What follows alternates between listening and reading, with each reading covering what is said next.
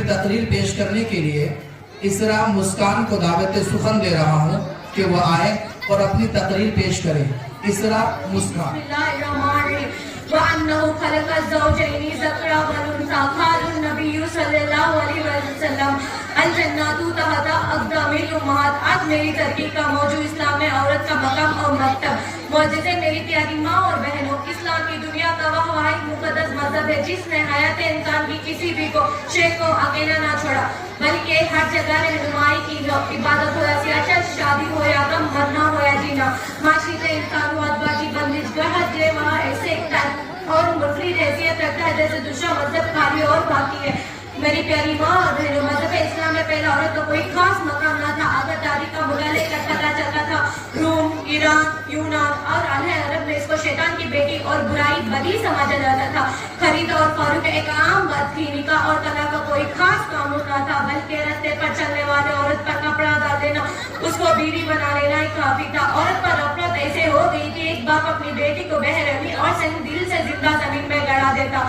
مختصر یہ ہے کہ معاشرے میں عورت کا کوئی قدر و قیمت نہیں ہے۔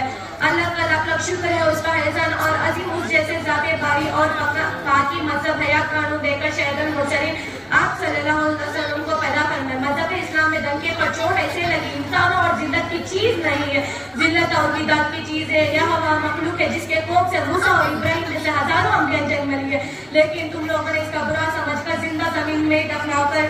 جب لڑکی کی اسلام میں لڑکی کی پیدائش، تربیت، رحمت کہتا ہے کہ ادھک حقوق آپ کو جنت کا مستحق بناتا ہے۔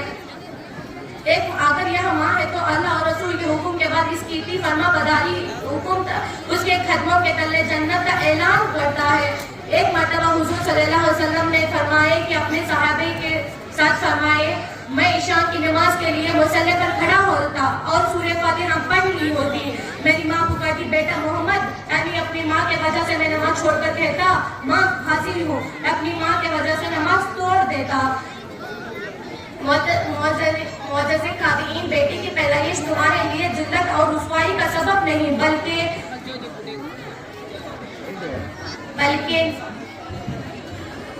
جنت کا مستحق بناتا ہے۔